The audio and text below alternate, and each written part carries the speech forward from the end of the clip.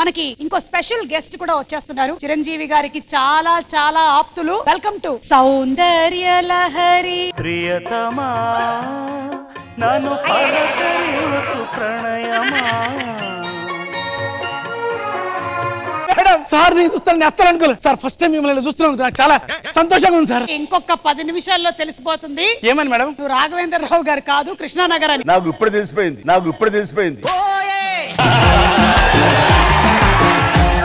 నేను ముందు ధన్మాలు ఇచ్చింది ఆయన వచ్చారు కదా అని షోకి పిలిచి ఇంత ఫూల్ చేస్తారు అనుకోలేదు. ఆయన చాలా ఇష్టపడతా తెలుసా, తల్లా ఎవరైనా చేసినా తల్లా ఎవరైనా ఉన్నా సరే అంత స్పోర్టివ్ పర్సన్ మా డైరెక్టర్ గారు. సో నేను కాసేపు రాఘవేంద్ర గారే అనుకుంటాను. యాక్చువల్ గా సార్ నెక్స్ట్ ఇయర్ సుమ గారిని పెట్టి సినిమా తీద్దాం అనుకుంటున్నా. ఒక నిమిషం, మీరు ఇప్పుడు రాఘవేంద్ర గారా నవీనా? మీరు బాబాయ్ నెక్స్ట్ ఇయర్ సుమన్ పెట్టి ఒక సినిమా తీద్దాం అనుకుంటున్నాను. ఏమంటారు? ఇయర్ తీయొచ్చుగా. అంటే యాక్చువల్ గా నేను 16 ఏళ్ల వయసు సినిమాని రీమేక్ చేద్దాం అనుకుంటాను. ఇయర్ మీ ఏజ్ ఎంత? 15 years కదా. 15 years కదా.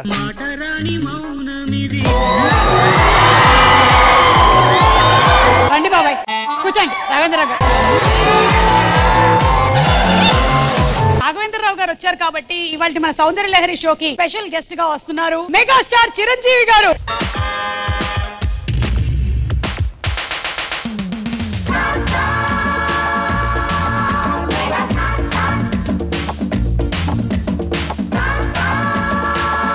కమన్ వీరయ్య రావాలనుకున్న వ్యక్తి వచ్చినప్పుడు ఆనందపడలే గాని ఆశ్చర్యపోతారే. మీరు అలా చేయగా నేను మూర్ఛపోయేలా ఉన్నాను సార్. చాలా సంతోషంగా ఉంది సుమ గురించి చెప్పాలంటే నా పునాదిరాజు సినిమా అప్పటి నుంచి నా ఆడియో ఫంక్షన్ చేస్తూనే ఉంది.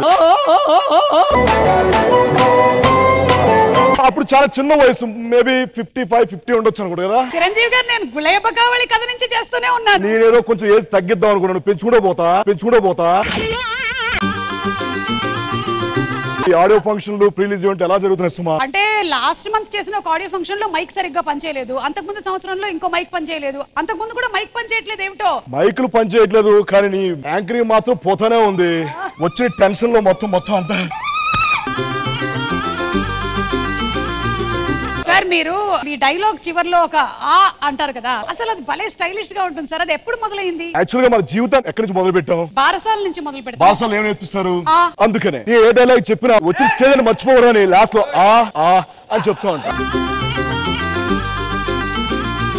నాకు తెలిసి ఇదే లాజిక్ పవన్ కళ్యాణ్ గారికి కూడా బాగా వర్తిస్తుంది అనుకుంటా. అందుకనే ఆయన ఆ అని యాడ్ చేస్తారు.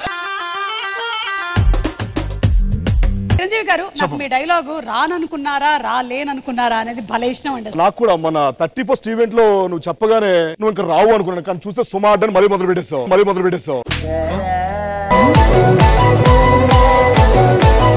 అది ప్రాంక్. ఎన్ని చేస్తారు ప్రాంకులు? మీరు ఎన్ని చేస్తారు గెటప్లు?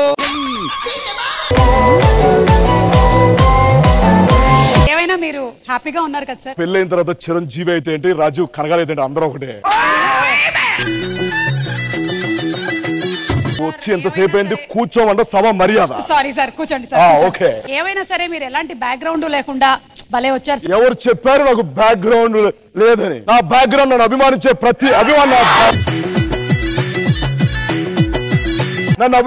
ప్రతి అభిమాని నా గాడ్ ఫాదర్. సార్ మీ ఫ్యామిలీ నుంచి ఒక 11 మంది యాక్టర్స్ వచ్చారు కదా? 11 మంది కాదు, యువర్ రాంగ్ సుమక్క. నన్ను ఇన్స్పిరేషన్ గా తీసుకొని ఇండస్ట్రీకి వచ్చే ప్రతి నటుడు నా ఫ్యామిలీ మెంబర్.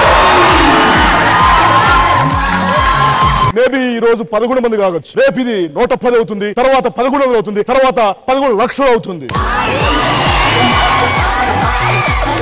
సార్ రాఘవేంద్రరావు గారితో మీ వర్కింగ్ ఎక్స్పీరియన్స్, ఆయన హీరోయిన్స్ షూట్ చేసేటప్పుడు ఆ ఫ్రూట్స్ ఎలా యాక్చువల్ గా చెప్పాలంటే ఈ వరి ఒక సీజన్ లో వేస్తారు, గోధుమలు ఒక సీజన్ లో పండిస్తారు. కానీ ఈ సినిమా మొదలు పెడితే ఈ పళ్ళు పూల రైతులు అప్పుడే పంటలేడు మొదలెత్తారు. ఏం టెన్షన్ పడుతున్నారేంటి? ఇంటికి పిన్ని తొందర రామని చెప్పింది, అందుకే టెన్షన్ తట్టుకోలేదు. పెళ్లి ఇన్ని సంవత్సరాలు అవుతుంది, ఇంకా ఇంట్లో వైఫ్ కి భయపడితే ఎలా? రామ్మ సురేఖమ్మ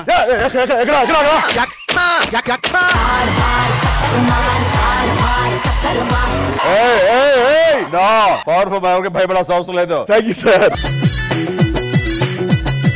రాఘవేంద్రరావు గారు పొట్ట చెక్కలయ్యేలాగా నవ్వుతున్నారు. అసలు ఆ చెక్కలతో మనం 2-3 ఫర్నిచర్లు చేసుకోవచ్చు.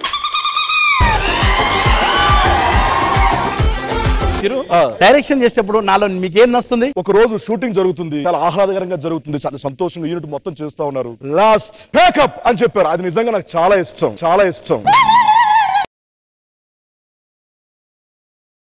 ఏది ఒక్కసారి మా అందరి కోసం ప్యాకప్ చెప్పండి గురుగారు. ప్యాకప్ కాదు ఊరికే అన్నారు. ఓకేనా? నాకు ఒకటి డౌట్ ఉంది చాలా రోజులు. చెప్పండి. మీరు ఎన్నో సినిమాలు చేశారు, స్పెషల్ గా మీ ఇంద్ర సినిమా నాకు బాగా గుర్తుంది. ఈ సినిమాని ఎన్నో లాంగ్వేజ్ లో తీయాలనుకుంటారు కదా. అవును. యాక్చువల్ గా ఒకవేళ తీసుంటే సుమ గారు ఇక్కడే ఉన్నారు కాబట్టి మలయాళంలో తీసుంటే ఎలా ఉండేది? మా సుమ్మకి ఇక్కడ ఉంది కాబట్టి అదే డైలాగ్. వీరశంకర్ రెడ్డి రందపాలవలో మొక్కన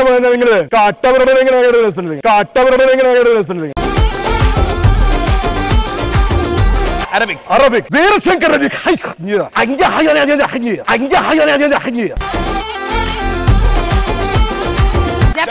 జాపనీస్.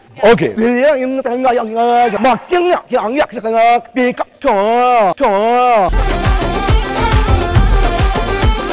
కానీ గొప్ప విషయం ఏంటంటే ఒరిజినాలిటీని అలాగే రిటైన్ చేశారు. మొక్క పీకడం ఏ భాషల్లోనూ మారలేదు. ఇది చెప్పు. మొక్క పీక సుమక్క ఏ భాష మారని చెప్పు. థ్యాంక్ యూ వినయ్ గారు. ఒక నిమిషం ఇట్రా. నువ్వు ఇన్సెప్ట్ చేసింది ఏ క్యారెక్టర్? ఎవరిది?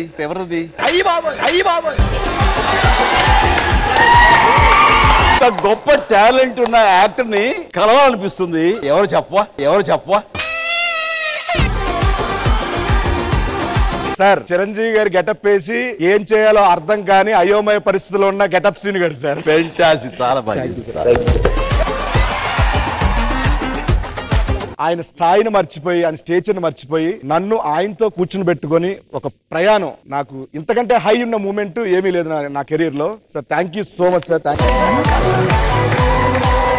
జబర్దస్త్ లో ఉన్నటువంటి యాక్టర్స్ ని చూస్తూ ఉంటాను. ఒక్కొక్కళ్ళు ఎంతో టాలెంటెడ్ ఉన్న యాక్టర్స్ వీళ్ళని చూస్తుంటే ఎంత టైం పాస్ అయిపోతుందంటే అంత ఇంత కాదు, పైగా ఆశ్చర్యంగా ఉంటుంది ఎంత వీళ్ళు టాలెంటెడ్. అప్పుడప్పుడు ఖాళీగా ఉన్నప్పుడు వీళ్ళని పిలిపించుకుని వాళ్ళతో టైం స్పెండ్ చేస్తుంటాను. ఆ నేపథ్యంలోనే మన ఇద్దరం కలిపి చార్టెడ్ లో ప్రయాణించింది. రాఘవేంద్రరావు గారు మీరు ఎప్పుడు వేయడమే కానీ మీకెవరు ఇవ్వలేదు అనుకుంటారు. Thank you. మీరు ఇంత కష్టపడి ఇంతమంది అభిమానుల గుండెల్లో స్థానాన్ని సంపాదించడం మాత్రమే కాదు, ఎన్ని అవార్డులు, ఎన్ని రివార్డులు. ఒక్కసారి let's have that photo please. 1987లో ఆస్కర్ అవార్డ్ కి పిలుపు రావడము, ద వీక్ అనే మ్యాగజైన్ లో ది హైయెస్ట్ రెమ్యూనరేషన్ తీసుకునేటువంటి హీరోగా బిగ్గర్ దెన్ బచ్చన్ అని రాయడము, డాక్టరేట్, పద్మభూషణ్ బిరుదులు పొందడము, రఘుపతి వెంకయ్య అవార్డు గ్రహించడము, అలాగే రీసెంట్ గా Goa Indian film festival awards లో ఆయనకి the film personality of the year award రావడం. చిరంజీవి గారు, we are all so very happy.